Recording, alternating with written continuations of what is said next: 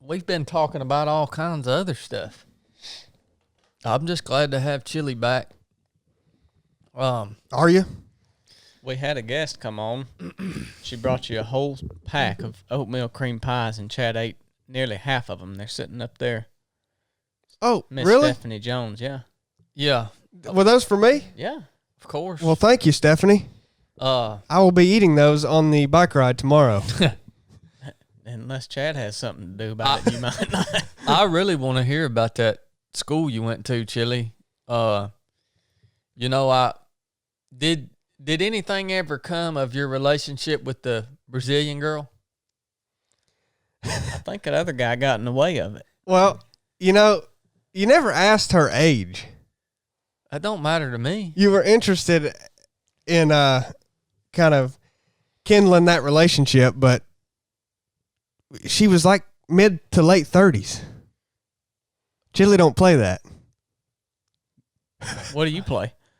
Dude, I'm mid-30s. Yeah, I'm 22. I know. You ain't got to eat that microphone, by the way, son. Well, it sounds low. This guy. What are you doing with your hand? This guy's struggling already this morning. Trying to hold it. Hey, this guy's struggling. Hey. Hey. Well, I mean, did you? So I don't see anything wrong with that personally. I mean, Well, there's nothing wrong with it. I wasn't interested. I think it's wise of a man if he's gonna enter into a relationship to do that with an older lady that has some more life experience. Is that why you did that?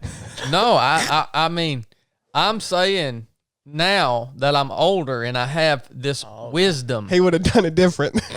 That's what he's saying. Oh, you better stop. Did she have money? Chad, I wasn't interested. You were interested for me. I wasn't interested. We're gonna find you a woman one day.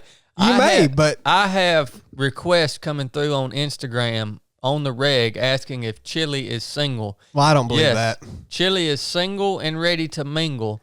And I'm about to. What does single mean? Single wide? Single what? Single what? You don't have you are not in a relationship with a female. Well, that is true. Okay, that's what single means. Hey, by the way, I think maybe even tomorrow, y'all won't be here. It'll be too late when you hear this. But I think every so often, I'm going to open up a 307 Project Team PT session to the public. Oh. And if you're local, because I get messages all the time from local people that are part of the body of 307 Project that they want to come train. They don't have, I don't know, maybe they don't have a bunch of people that do all this crazy training stuff like we do.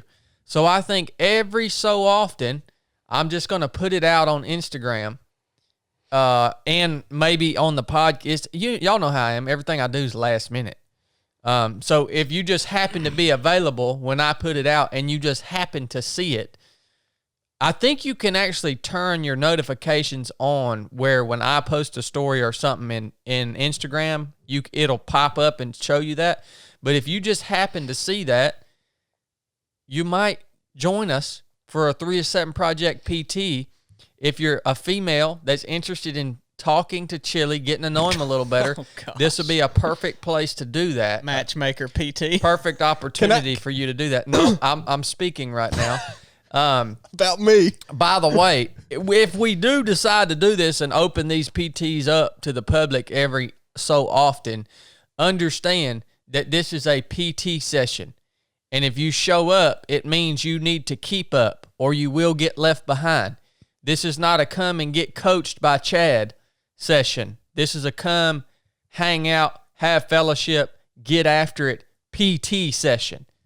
If you want to get coached, you got to come out to the basic course or the proving grounds or something like this. So it's a come, get after it, or meet Chili session is what this is if you're a female. Chili's only interested in females. Yeah, let's make that clear. But here's another thing. I'm, growing up in high school, everybody was so concerned with having a girlfriend, and girls were concerned with having a boyfriend. It didn't matter whether you're a guy or a girl. You were concerned with having somebody else. Yeah. They had to. They felt wrong if they didn't have a girlfriend. That makes no sense to me. Back off that mic a little bit. There you go. Is that better? Oh, yeah, that's better. I know you're getting used to that new mic. I'm just trying to help you. Okay, carry on. Quit holding it up with your other hand there. It's falling down, Chad. What's wrong with you? Tighten the knob over there. Put your man hands on it, son. We call it slouch down on it. Sail down on that thing, boy. You're about to tick me off. Carry on with your conversation. Well, all I'm saying is that's how people were and still are, no matter how old they are in college and everything, age and beyond. And I don't understand that. I don't want to have a girlfriend for the sake of having a girlfriend. That makes no sense to me. If I meet somebody that I am interested in, then I'll go from there. But I'm not just going to go try to find some random person that fills that criteria. I mean, what? I don't blame you. I don't blame you. Someone comes into my life that I don't want to see go out of my life, then I'll do something about that. It's got to be your best friend. She's got to be your best friend. I mean, I have no interest in just having a girlfriend so I can be like, yep, I got one. Yeah, but the only way for you to meet your best friend of the opposite sex is for us to put it out and no, that's not the only way. What's wrong with you? That's the craziest thing I've ever heard. We're trying to draw them unto you, Chili. That stuff will happen. Okay, man. Naturally. Or maybe not. Maybe I'm like Paul and I'll never be married. That's fun too. Yeah. That's all right. So on this podcast today, we're going to talk about some different stuff. We got a listener question earlier, and we'll try to hit this, Blake and Chili don't like it, but I think it needs to at least be addressed on some level. I love the topic. It says, this is from Austin Sheeb. Sorry, Austin. I don't know if that's how you pronounce it. It's probably. I'm certain that it's not. It's probably Sheeb. Sheeb. Austin sent us a message on Instagram, said, Chad, I enjoy your show and your message. I appreciate that you guys aren't scared to share beliefs in Jesus. How do you feel about vaccine mandates, politics aside, from a biblical standpoint? So we'll try to hit that here in just a second. Anyways, this podcast is brought to you by Natural Rapport. Have you guys, you got Natural Rapport, don't you, Blake? Lord, yeah. Yeah. Natural Rapport. Look, man, this is the way to go for your dog treats, your dog supplements, your grooming supplies. Daggone, I'm checking out their new website. They even got aquarium supplies now. I have a fish. I didn't know they had aquarium supplies. Get on it, son. I've got a fish, man. I do not have any fish. We did used to have one, but I think we give our fish to y'all when we moved. Yeah, I don't remember what happened to him. Anyways, Natural Rapport makes uncomplicated pet essentials. Also, their products, the dog treats, grooming supplies, everything, it's made in America. Mm-hmm. All right? This stuff is actually good for your dogs. They've got beef heart jerky, they've got chews, they've got anything that you need for your dog. They've got it. All right? This stuff looks so dang good. No kidding, I would eat it. Natural Rapport could actually be an emergency food supply for the whole family. Yeah. I mean, this stuff looks freaking awesome. And when you give it to your dog, you can tell they love it. And they love you for it. And it makes you feel good that you're giving them the best that you can give them. Because I guarantee you that dog's giving you the best that they can give you.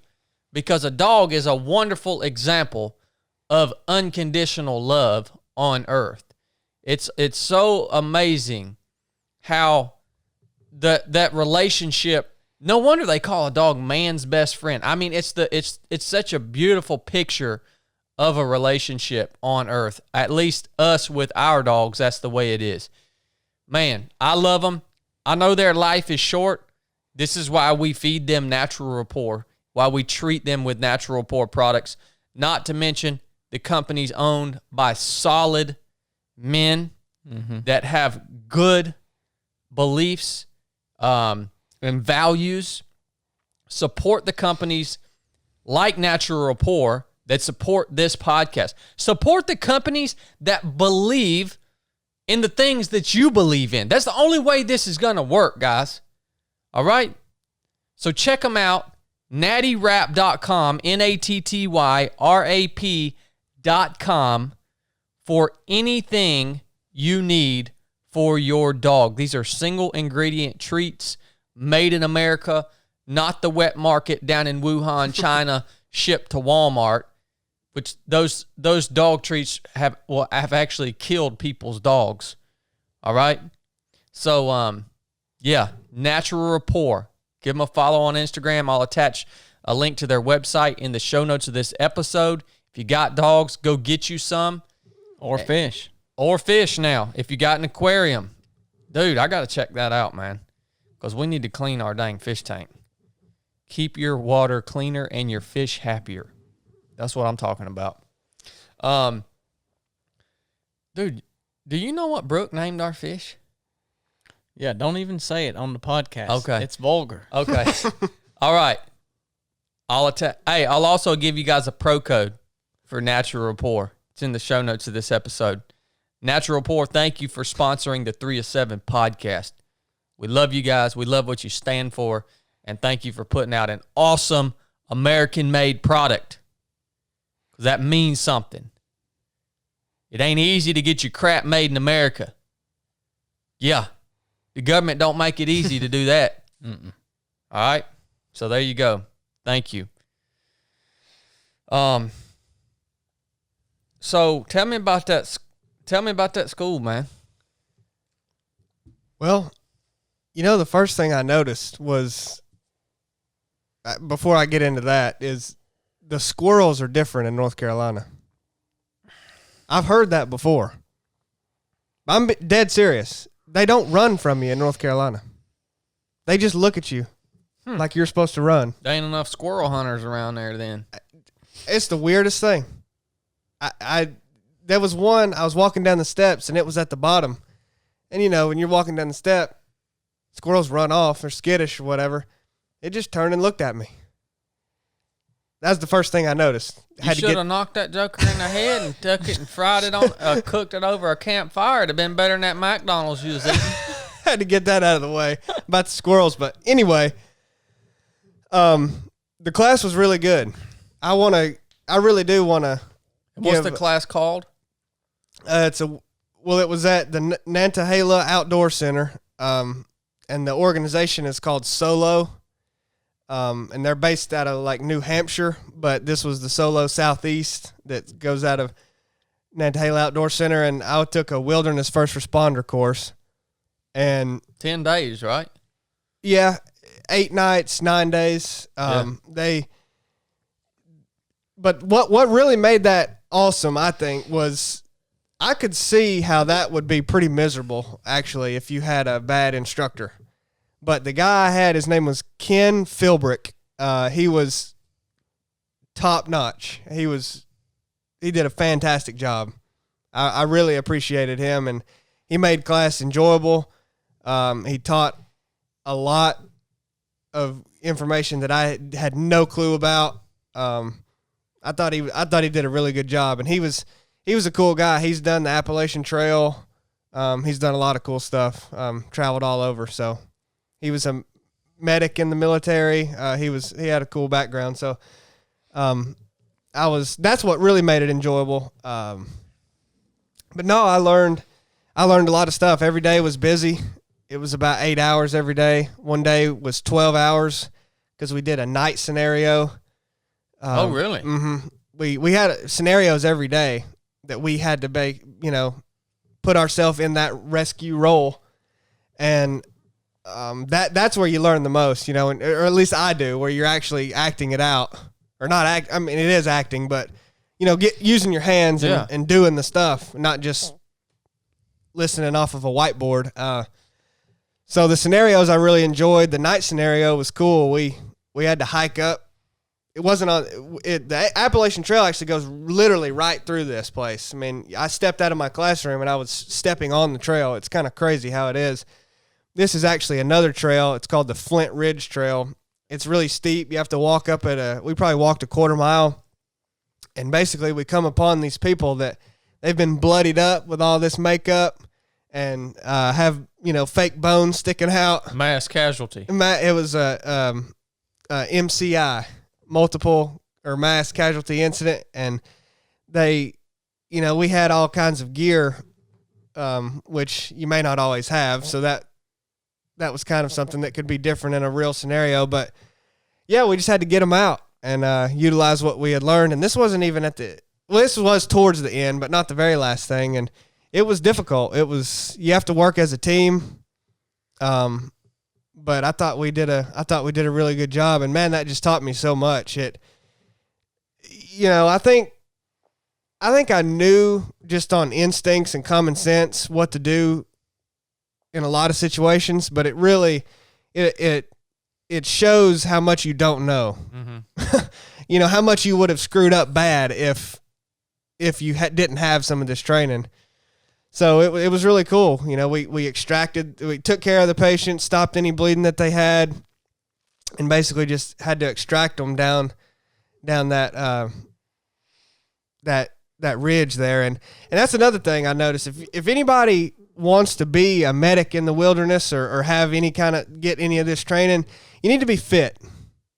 It does no good to have this training if you're not fit yourself. Mm-hmm. I mean, that's a legitimate piece of advice. Like if you want to be able to do some of this stuff, if you don't have the ability to, hike a long ways and carry people out, you may not be able to actually get them the help that they need to save their life. So, being fit yourself is really important. And, I don't know. I enjoyed certain aspects of it much more than I thought I would. Yeah. Yeah. It was good. Well, it's valuable training. It really is, man. Yeah. If you want to go get trained up on one specific thing, medical's way up high on the list, right? Yeah. So, I mean, you're our primary medic now. Well, one thing, I'm not a gear guy. I don't like, that's just how I am. I like basically going in the woods with nothing. But that's one thing that was cool about this is a lot of the scenarios we played out, we had a lot of gear to use, but we also did a lot where you don't have much, like improvising splints and improvising tourniquets and, improvising a litter to carry somebody out with. I mean, it was really cool, kind of both sides. Like, here's what you do if you had, a tourniquet's better if you have that, but if you don't, what do you do? And it was really cool, Gear obviously makes things easier and better, but you don't have to have it for certain things. If you've got a little ingenuity, Yeah. So yeah. And a lot of people would have no idea how to use, how to make an improvised tourniquet, Yeah. And if you don't, and you don't have one, well, then someone may be bleeding out and you can't stop it. That's a bad situation. That's a bad situation. So, well, I'm proud of you, Chili. I'm proud of you for graduating that course. I knew you would be mentally competent enough to learn the material and pass the test, but I had to send you out into the world. Oh yeah, and I was big problem. I was, I thought you were going to be able to, but you never know, because when you send, you doubt me? When you send Chili out into the world, really when you send, Chili, when you send Chili out into the world, you never know what's going to happen. I had to talk him down. What if you sent you out into the world? I do well in the world. I don't. I know you don't. You don't have quite the patience yet. Listen, Chili is a Georgia squirrel, not a North Carolina squirrel. Yeah, I'm Southeast Tennessee It'll squirrel. come though. It'll come right now though. It's the world's a dangerous place for you, Chili. Right now it is. I just want to hear. Do you feel open to share about your CPR experience in your class? We'd probably better not. Oh, okay. I mean, we could, but I had to talk him down, I think, from that scenario. Is that the one you called me and told me about? maybe. Well, when you say the world's a dangerous place, the reason I don't do well in the world is because I don't do good with rules or regulations or being. Well, you're not conforming to the world, but you're being transformed by the renewing of your mind, right? Yeah.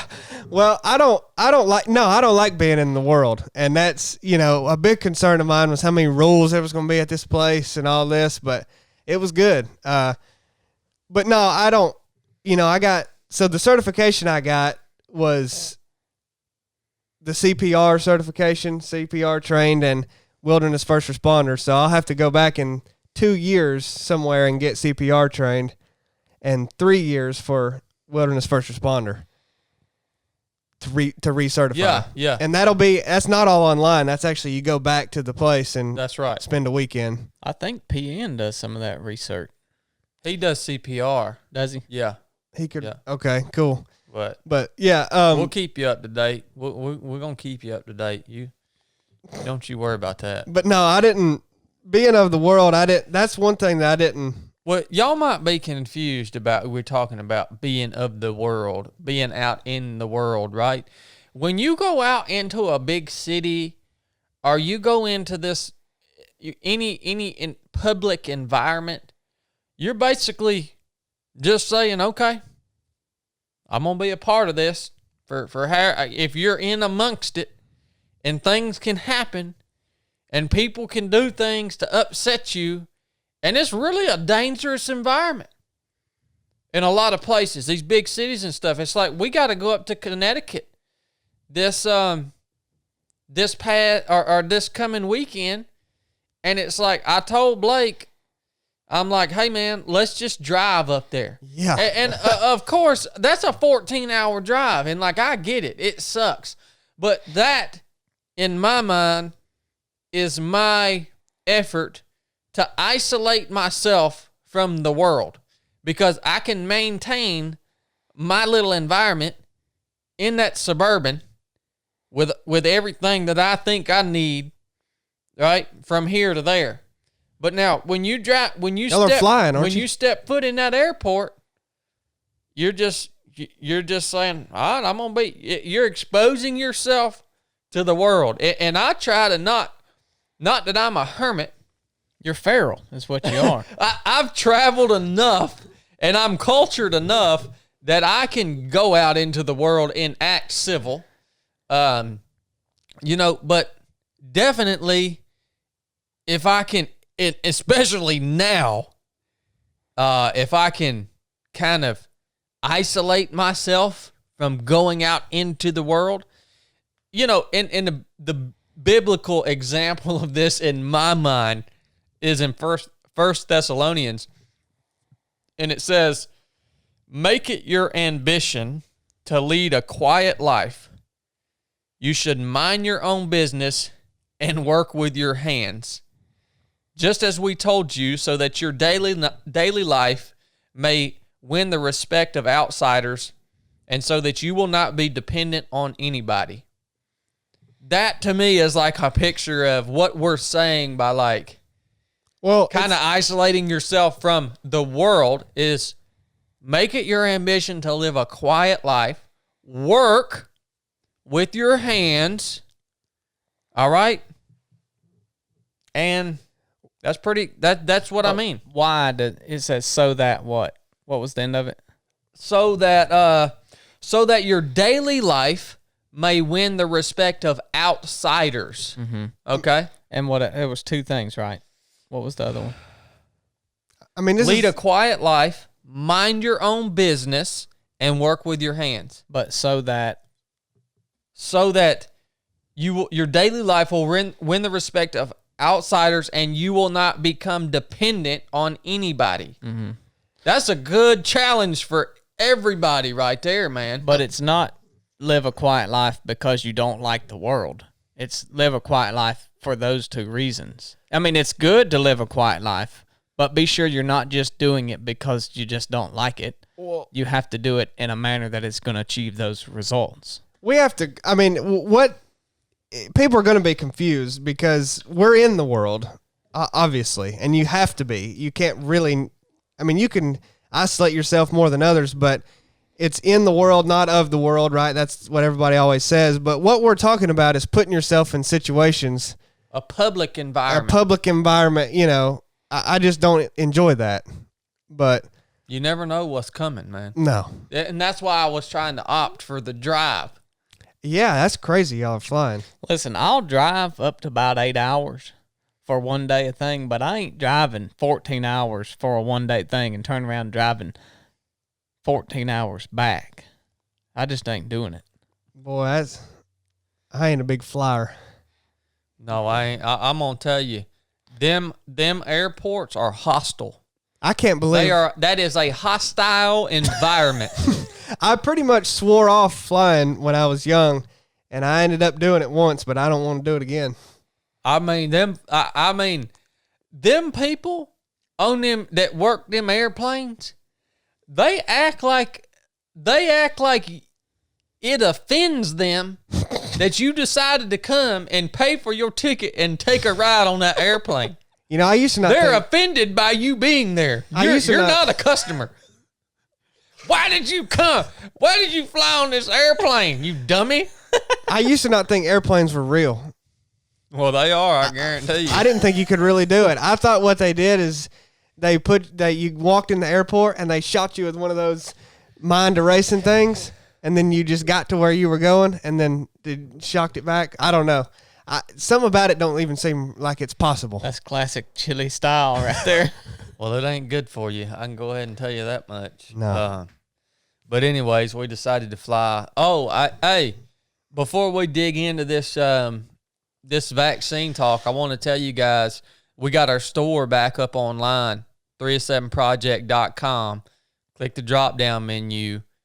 Click It's just a store tab. Store tab, and we've got our apparel back up, and what else do we have? Hats. We got new patch hats, one new design. Well, I guess two new designs: the shop shirt and Yeah. But is Shay making our hats? Mm-hmm. Shay's making our hats. I think our apparel right now is the best that it's ever been.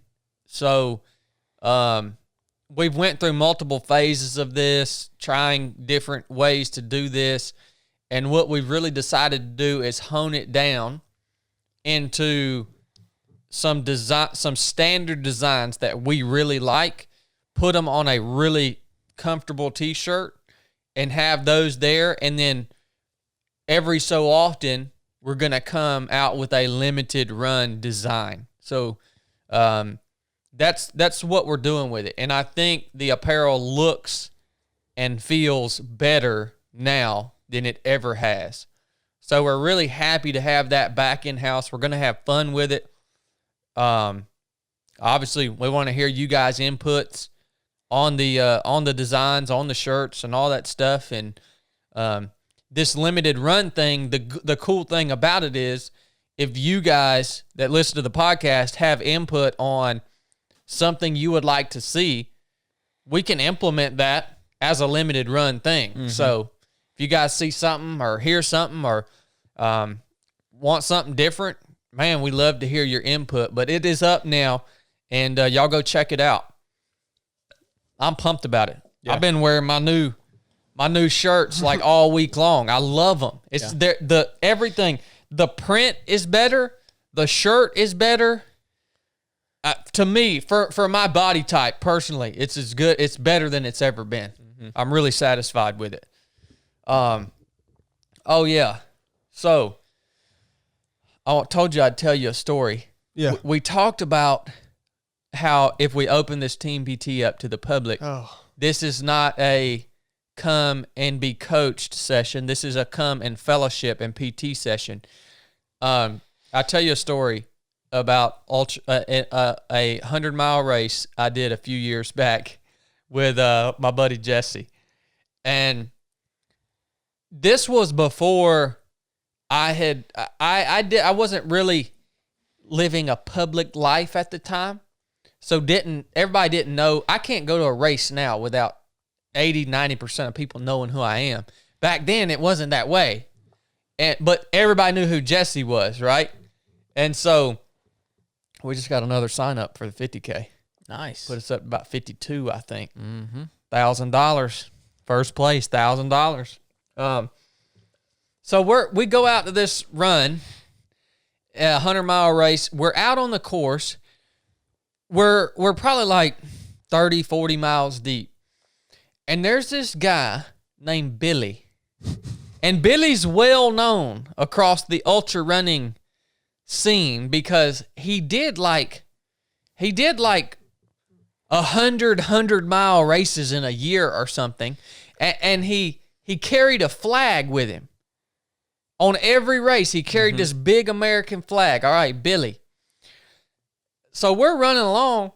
Well, Billy comes up on us. And he starts talking our ears off.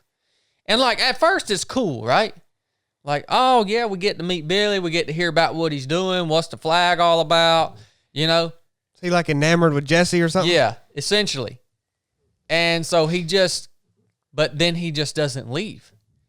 And so after like 2 hours or 3 hours running, Billy talking the whole time. He will not listen to anything. All right? So like we try to speed up. Billy speeds right up with us.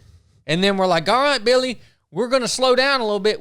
Billy slows down with us. And he's on us like a tick, son. and the people I was running with, it was Jesse and some other people, like, we couldn't speed up enough to drop him. And if we slowed down, he would just slow down with us. So finally, Jesse looks over. He looks over at me and he says, Chad, I would rather DNF this race than run another mile listening to Billy. And I'm like, yes, I agree. 100%. I agree with that statement. And so I look over at Billy and I just completely tell Billy how I feel about what he's doing. And I'm like, look, Billy, we came out here to have conversation. We came out here as a group. We're working through this as like as friends and a group. And I'm like, you've either got to go ahead and run your own race or you got to drop back and get behind us. But man, you can't run with us anymore. I've never had to do that at an ultra before. Never in my life. But like, I think it goes back to like people's social skills are out of whack. Yeah. People cannot listen. Like, it would have been cool if Billy ran with us if it was like a two-way conversation. Mm-hmm. But that doesn't happen. How many people do you meet that just cannot, will not shut up? When they do shut up and you actually get a word in, they're zoned out and they're thinking about what they're going to say next, and they don't even register. It doesn't even, whatever you said does not even register with them. Look, man, I just had to tell y'all, I've never had to do that in ultra running, but that was one for the ages right there, son. What are you laughing at, Chili? I mean, that was a good story, but I just don't know what it has to do with anything. It doesn't have to do with anything. I just told you guys I would tell you that story. That just made me laugh. Because you were talking about people do that to you at races. Well, and when you're at a race, you're there to race, man. Like, you're not there to make friends. Like, we can make friends after the race is over. Or if you're just there to just like run, then that's cool, right? But if you're actually there to race and get this thing done and it's something that's difficult for you, you need to stay focused on what you're doing, man. And people need to respect that. Well, I will say I've never had to deal with it during the race. I mean, because you can just you can just run. Usually you can just, I'm the same way. Yeah. Usually if you don't want to be around that person bad enough, you can muster up enough strength to drop them most of the time. You know, Luke tried to pull that with me at the Mid-State Mile, man. He thought he was going to hang on and just talk my freaking ear off at the Mid-State Mile. Well, that's kind of hard to separate from people on a course like that. Yeah. I mean, you start and you... Well, I mean, I had to have a little talk with him. Yeah. You know, I had to have a little talk with him. Where'd you get that Sonic name tag, by the way? Former employee, man. Did you roller skate and deliver, or did you just walk? You like it? I do. I like it. It looks sharp on that shirt. It says chili. Did you roller skate or walk when you delivered food? I don't know how to skate. All right, let's take a little break and we'll talk about this vaccine thing. Let's take a break before the podcast starts. All right, we're back. The whole first part of that episode was just to give Blake enough time to think about what he wanted to say as we now go and dig into the topic that we announced at the beginning of the podcast. Again, the question was, how do you feel about vaccine mandates, politics aside, from a biblical standpoint? You know, I think the big question in people's mind, and I don't know if this is on what Austin was kind of referencing, Austin Sheeb was referencing, but, you know, I think there's this talk, you talk in any, he asked directly referencing this from a biblical perspective without politics being involved in it. And why do we even talk? Blake doesn't like that we're even talking about this, but here's the thing. It's not that I don't like talking about it. I just feel like we have already talked about it. We've never said anything about a vaccine. Never. We all have a decision to make here. So we should talk. This is something, you listening to this, you have a decision to make of whether you're going to get a vaccine or not. I have the same decision. We all have to make this decision now. And so that's why if I can give you my perspective on it, you can take it or leave it. It's simply my perspective. But you asked for my perspective, so I'll give it to you.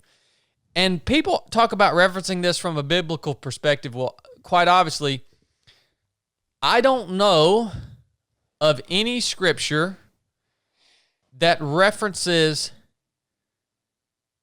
or would even necessarily apply to vaccines. And I personally have gotten probably every vaccine on earth. When I was in the Navy, before I would deploy to some crap hole country, they would run me through an assembly line, literally an assembly line, and I would get multiple vaccines all in the same moment. And I never had any adverse anything from that. At least I haven't currently experienced any adverse anything from that. But also those vaccines that we received in the Navy were all for like diseases, I think, that have been around for a while. And they were also for diseases that were like you didn't want to get it. Like I remember being in Nigeria and like seeing these poor Nigerians sitting on skateboards, rolling themselves around with their hands because they were literally like they were so crippled from polio that they couldn't walk at all.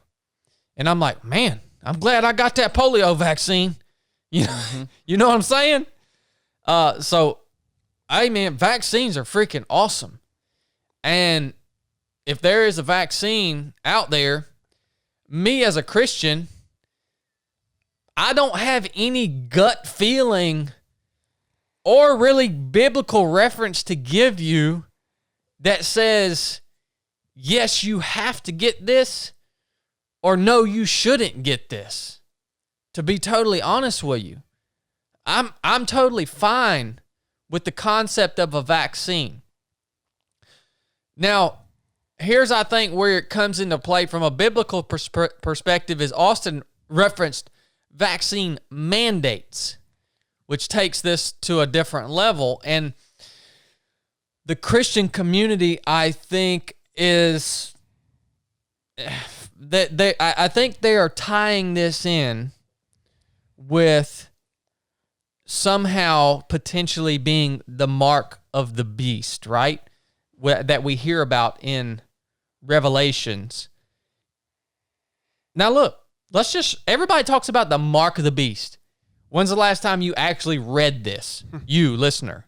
Let's see what it says right here, all right? We'll start in verse 13. This is Revelation chapter 13. We'll start in verse 13, and we'll go through verse 18. And he, this is speaking of the Antichrist, doeth great wonders, so that he maketh fire come down from heaven on the earth in the sight of men. He deceiveth them that dwell on the earth by the means of those miracles which he had power to do in the sight of the beast, saying to them that dwell on the earth, that they should make an image to the beast, which had the wound by a sword and did not live. All right, this is referencing a prior portion here. Here's where we get into the whole mark of the beast. And he had power to give life unto the image of the beast, and that image of the beast should both speak and cause as many as would not worship to the image of the beast to be killed. And he caused all, both small and great, rich and poor, free and bond, to receive a mark on their right hand or on their forehead. This is a mandate. This sounds like a mandate to me. And that no man might buy or sell, save he had the mark, or the name of the beast, or the number of his name. Here is wisdom. Let him that hath understanding count the number of the beast, for it is the number of a man, and his number is 666. So here's where we see the mark of the beast. We see that in Revelation, it is going to be a mandate, and for you to receive this mark on your hand or your forehead. I take this as a literal interpretation, all right? And you will not be able to buy or sell. So you won't be able to be a part of the world. Commerce. Commerce. You won't be able to go to the grocery store and whatever without this mark. Do I think the vaccine could be this? No. I mean, reading this? Mm-hmm. No. It can't be. I think that it could be, it could potentially serve as a precursor or something that's warming us up to the idea of this mark, right? Which has to happen. This to lead global society into a place or a mindset where they are willing to obey a mandate, forcing them to receive this mark in order to participate in commerce. Society has to warm up to that idea. This could be the stamp tax of the mark of the beast. Yeah. In the beginning, the stamp tax, and now we have all of this. So is this a part of, could this vaccine mandate be a part of that progressive warm up to what this is going to look like during the tribulation time period? Yeah. I think everything that's happening in the world is obviously warming up to this culmination that we read about in the book of Revelations. Everything that you see, right? And this has to happen. All of this has to happen. Unfortunately, it's going to happen. Unfortunately for some of us, not us, but for some people, unfortunately, this is going to happen. Now, since this is happening, what's the best thing that we can do? Go back to that verse in 1 Thessalonians. Aspire to live a quiet life. Work with your hands, so that people see that, are drawn to it, right? And you're not in debt to anyone. Mm-hmm. We should definitely be aspiring to do that now.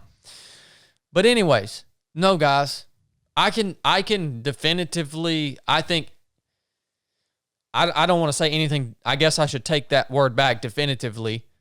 I can say with confidence that this vaccine is not the mark of the beast that's spoken of in Revelation. I don't think it matches up with the biblical text and description of it. No, you would have to go to the store and they say, let me see your mark where you've gotten the vaccine and how that identifies with you. Your forehead or your hand. Yeah. So let me see your forehead or your hand where you've got the vaccine. And then beyond that, it needs to be a mark that is symbolizing the beast. That's not right. just a scar. It couldn't just be a scar where you had gotten the It really, you're exactly right, Blake. That's a whole nother point. Is basically, we read the context leading up to the description of the mark, and it's talking about how at this point the Antichrist has set up his image, or the image of the beast, and the Antichrist somehow has the power to make this image of the beast talk and basically make it look alive. Now, however they do that, through some sort of technology or animation, or whether it's really like some spiritual power that the Antichrist has to make this image come to life and speak, we don't know. I don't know how that's going to work. But basically, this mark is showing submission to that authority and worshiping that government, essentially. Yeah, it's not the vaccine. Don't hit the mark on that, buddy. Mm-mm. No, I mean, they could do similar things. They could say, "Hey, you can't participate in commerce if you don't show your vaccine card." They could do similar things, but it's still not the mark of the beast. Yeah, at that point, I have to say you're right, Blake. Yep. You got anything on this, Chili? Well, we talked a little bit before, and you hit on a lot of that. I guess I'll first say what I always have loved about that verse in 1 Thessalonians is, on the topic of liberty, which I think all about every day. I love the concept of, if there's got to be a government in place over all of everybody's life, that they allow you to live quiet lives. Right? That they don't get in the way of that. Like sometimes when you see tyrannical regimes, they get in the way of people that are trying to just live quiet lives. Yeah. And I just wanted to say that, this current government, in a way, this vaccine can very quickly get in the way of you living a quiet life, absolutely, and working with your hands. They are literally now implementing programs where they are going to people's homes. Absolutely. And knocking on your door. They're coming onto your private property, interrupting your quiet life in order to tell you about, and if you so choose to, administer a vaccine to you. That's getting in the way of my quiet life. I'm going to go ahead and tell you. Yeah, that's what I'm saying. So, but as far as, Austin didn't specifically ask about the mark of the beast, but that's exactly what most people think. It's the only context I have on this biblically, really. No, that's what people are getting at. Maybe he wasn't, but that's what most people are getting at. And, eschatology is an interesting subject that I've studied my entire life. End times,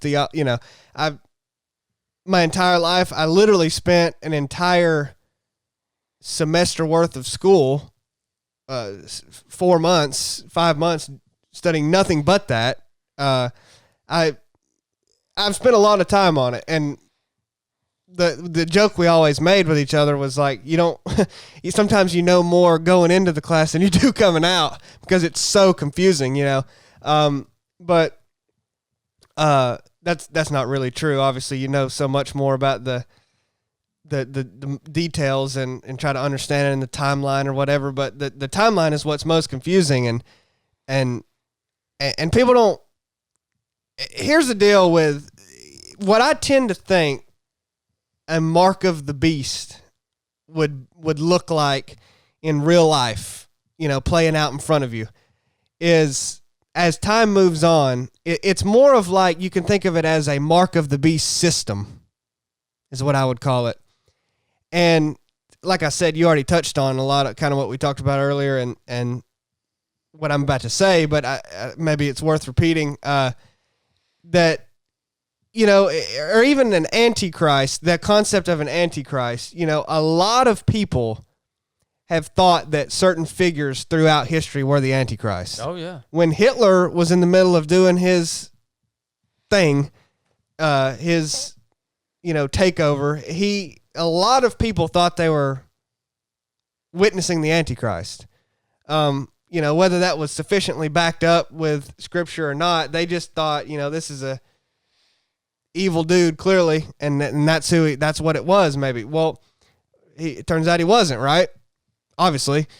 But they weren't really wrong in thinking that necessarily. There's been plenty of kings and powerful figures. I mean, Hitler being one of them, you know, that was a form or a type, a precursor as the Antichrist. Like, it's almost like an archetype, you know, that is repeated throughout history until finally it happens. Well, you know, and to me, these people that throughout history that have looked at these figures and thought or maybe theorized that they are ultimately the Antichrist that's described in Revelation, that just shows their lack of knowledge of Scripture. Right. I mean, you're talking about, if you look at the example in Revelations, you're talking about a figurehead that deceives the entire earth at one time. Well, I mean, if you're deceiving a nation, that don't mean crap. Well, I mean, we called those world wars for a reason. He had a global impact. I mean, all I'm saying is, I think there's a legitimacy to the idea of precursors. Yeah, That's all I'm saying. I mean, you know, and I think the mark of the beast is the same way, that like, the system is not in place yet for what you described. That's not in place. No, it's not. So that has to be put in place slowly. And I very well think a vaccine that was mandated to the population, if you wanted to buy or sell things or attend sporting events or fly in a plane, is setting up that system. Yeah. No, I don't think the vaccine is the mark of the beast. But I think it is a perfect example of conditioning the global public to end up getting to that point. Yep. I think, you know, I think vaccines are all different. And, you know, one in particular, you know, everybody, I don't know. I mean, a lot of vaccines are actually essentially mandated, right, when you're born. I mean, I think you can get out of them. They're strongly suggested. Yeah, but well, this one, I mean, but I don't know of any that if you don't get it, you can't buy or sell. So if we get to that point with this one, which there's places in the world that already have, I mean, we're breaking new ground there. That's right. right. It's conditioning a mandate that you do something to your body. Well, and that's where it relates to the mark of the beast. It's a mandate that you put a mark on your body. And that's how the vaccine relates and to it's tied to your life, to living a normal life. Yeah. You can't live a normal life if you don't get it, right? So that's another point of when we've mentioned this on the podcast before. Actually, we have kind of covered this. How I view the vaccine mandate is that's a huge infringement on personal liberty. Just like it would be an infringement on personal liberty if you told somebody that they couldn't take it. I think that's an I mean, Yeah. I think like individually owned businesses can do whatever they want. If they wanted to say, hey, if you get the vaccine, we don't want you in here. You can't come and I mean, they have that right, but I think you should let people make their own decisions. Well, that's the business making their own decisions, Right, not right. the government. So I'm good with that. Yeah. But I still think like, well, why do you care what people, But that's all I'm saying on that. But the mandate is a huge infringement on liberty, and I think here's a practical thing you can do. I've said it before, is don't just acquiesce to the convenience of that. Like, don't just get the vaccine because it'll make your life easier. You know what I'm saying? Like, don't just say, well, I don't want the vaccine. I'm nervous about the possible side effects. I don't agree with it. It doesn't, I've had whatever you think, whatever your situation is, you don't want to get it. Don't just be like, well, I will just so I can fly. That's how I think you can combat some of this stuff, is don't just give in for convenience. That's how we've got to this point in our society anyway, is we've given up so much for the sake of convenience. And we've given up freedom, we've given up liberty, and we've given up a sense of self-respect to just have things be easier. And I think that's the core. It's hard to say that alone is the core degradation, but I think that summarizes really well the core degradation of our society and how we've got to the point that we're at. And a lot of people, I don't know how the state of a lot of foreign countries are. I mean, I really don't. It's hard. I'm not there. You see the news, but I don't trust that. But it seems like in many ways the U.S. is far along in the degrading aspect that I'm talking about. Just the society is freaking, I mean, so apart from God. So no, it's not even no. The empire is fallen.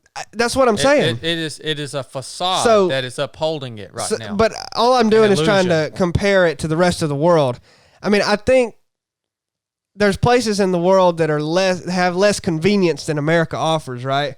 And I think you can clearly even see how America is further along in the degrading than they are. And I think it plays right into it. And this is just another aspect of it. So I think that's one thing you could do practically, is don't give in for the sake of convenience anymore for anything.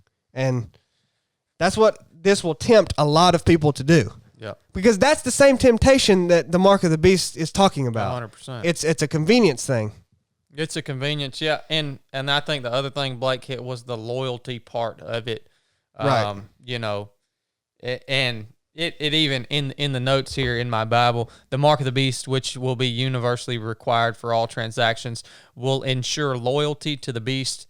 So that's the other big part of it. What do you got to say, Blake? Anything? No, I've said what I thought. Well, I'm sorry you're ticked off about us having this discussion. I'm not ticked off about it. That's just all I got to say. You and Chili have both covered it quite well. That's all I got to say. So, look, ultimately, this is really all that we can give you, I think, from a biblical perspective. And you know, I don't know what else to say from the Bible about this subject. I mean, outside of that, you still have a decision. Now, the decision is yours to make, whether you do this either out of convenience or out of literally you are significantly at risk from this coronavirus because there's something about your body that's compromised, your immune system or your respiratory health or something like that, right? You have that decision to make, and I can't tell you what to do on that. I can tell you what my gut feeling feels about it. I can tell you my opinion. I'm not getting the vaccine. You literally couldn't do anything to convince me to get it. That's just my gut feeling on it. This whole scenario has stunk really, really bad. Nothing about it smells good. And I just got to go with my gut feeling on this. I don't have anything in Scripture that really tells me, yes, get it, no, get it. I don't think it has any bearing on your salvation as a Christian, which is really all that matters anyways. Well, the thing here is the mandate. Yeah. Like, if you feel like you should get the vaccine for these reasons, then get it. If you don't feel like you should get it, then don't get it. And then here you have now this mandate come down, and what you don't let that mandate affect whether your initial decision. That's right. But what they say. So that is the question. What do you feel about government mandates? It doesn't matter if it's vaccine. It doesn't matter if you got to wipe your butt front to back or back to front. Don't matter what they're mandating. What do you think about that? And if you want to know, then we did the podcast on submitting to governmental authority, and I think that kind of covers that. But what I would say is, regardless what the government mandates, don't let it impact the decision that you've made based on biblical standards. And I think the mandate portion, though, is, like you said, it could be, it's the mandate thing you're talking about, whether it's the vaccine or whether it's the way you wipe your butt. But I think there is a little line there delineating the vaccine is delineated definitely, I think, on another level from the mask mandate. All right. So you can't just lump all these mandates. Well, that was a precursor thing. To this. It really was. It really was. It warmed us all up. So like the mask mandate, like, hey man, that's something that if you did have to compromise on your beliefs on that because you wanted convenience, right? Well, it wasn't a permanent thing, right? You could once you got out, you could take your mask off. I mean, while we're here, I'm gonna have to put a mask on when I get on the Delta airline here in a few days. That's look, man. I don't know how to feel about that, but I'm gonna have to do it, right?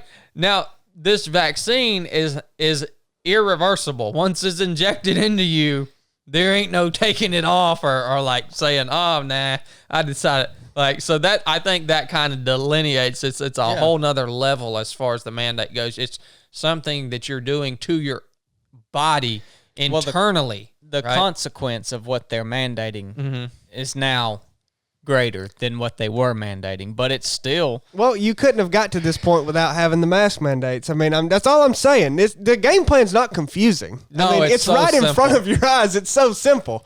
But the temptation of convenience is just too great. Yeah. And guys, what I want you to know is that we, as Chad and Blake and Chili, we're not immune to this. Like, we are in this... We're having to make these decisions right alongside you in real time. And it's things that we also struggle with.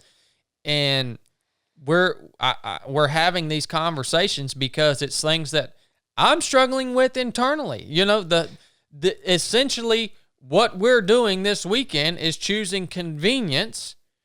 We're abiding by the mandate in order to make our lives more convenient. Mm-hmm. You know, and that's tough. It's like, at what level are you willing to go, you know? And for me, ultimately, the vaccine is across the line for me. Like, if it came down to flying for me, if we had to fly this weekend and I had to get this vaccine, I would not fly. Yeah. There's the delineating line. The further you push that line, the harder it is to ever go back, though, is the deal. Oh yeah. You know, cause you ain't going back. Right. It's all progressively leading up to this final book here that we can read. Mm-hmm. Yep. It's not going back. It's not going back. That's why our best bet is to aspire to live a quiet life, work with your hands, mind your own business. That, yeah. That is your best bet. Yeah. Well, one thing I just want to make a quick point is, you know, I know why people ask you stuff like that all the time. And, you I've been asked several times if I've gotten the vaccine or if I plan to or whatever. I mean, honestly, some people get upset when you ask personal questions like that. I don't even care about that. My biggest problem is if you're going to base your decision off of what I do. Yeah. Don't do that. That's ridiculous. I mean,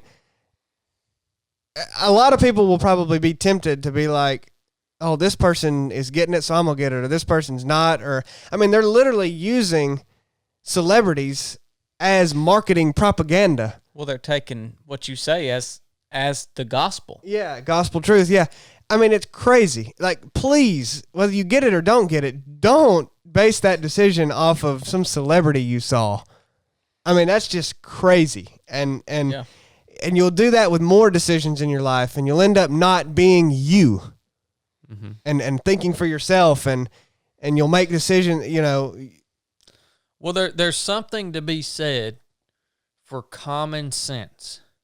All right? And if you have common sense, don't take that for granted. And lean into that. Right? Lean into that common sense. That's all I'm doing on this decision specifically about the vaccine, is I'm leaning into my common sense. It's not a fear-based thing.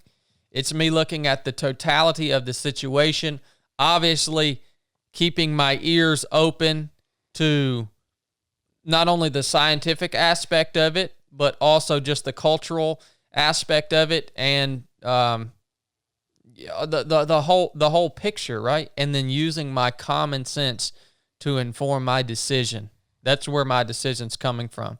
It's really not a scripture-based decision, because I've received hundreds of vaccines, right? It's a common sense decision for this one single instance. Now, if the Black Plague breaks out again, and folks are, and I'm like, daggone, man, if I get this daggone Black Plague, there's a 50% chance I'm going to die. I'm going to beat your dang door down to get a vaccine. Yeah, when the scamdemic becomes a pandemic, then you can get the vaccine. That's it, man. So there's plenty of other podcasts out there where you guys can get more scientific and debatable information on this topic. That's not what this is about. We just wanted to hit it from that scriptural aspect. Blake, I know in the next episode, I know you got some stuff on your heart. You wanted to discuss some topics of like judgment in and out of the body of Christ and what that stuff looks like. And that's actually what I was going to talk about on today's podcast until this question came in, and I just felt led to kind of address that. So we'll hit those on the next episode. We'll actually record that episode tomorrow. You guys won't be hearing it until next Wednesday. I think the podcast release, I'm going to switch up the way we release these podcasts a little bit. Instead of doing Monday and Wednesday, I'm going to try to do Sunday and Wednesday. All right, that way, because I find myself trying to listen to a podcast on like a Sunday afternoon run or drive or something, and everyone releases their podcasts on Monday. So I think we'll start doing one on Sunday and then one on Wednesday. Good idea. So I'm going to switch that up just a little bit for you guys.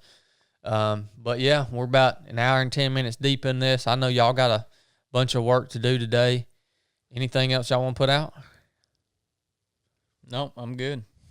All right. Well, thanks for hosting the 3 of 7 podcast today, Chad. Well, thanks for being such a big part of the conversation, Blake. It's hard to be when you got Billy over here talking your ear off. We did an episode the other day where you actually did quite a bit of talking. Yeah. And it was commented on multiple times that you were on point. Really, I mean, I'm looking forward to getting into the next episode where we talk about the things that are on your heart, because I think people like to hear you talk. Well, thank you. Yeah. Which one did he talk a lot in? The one I wasn't here? I think it was. Oh, yeah, it was the one with Brooke. I've been holding him back. Yeah, it was the one with Brooke about yoga and stuff. So Blake got a lot of accolades on that podcast. Good. Well, listen, my default is to listen. So if someone's going to talk, I'm just going to listen. That's just how it is. And if nobody's going to talk, and then I'll say some things. But if someone's going to talk, I'm just going to listen. And I've got 2 talkers in here. Well, me and Chili, we don't have no problem talking on the podcast, though.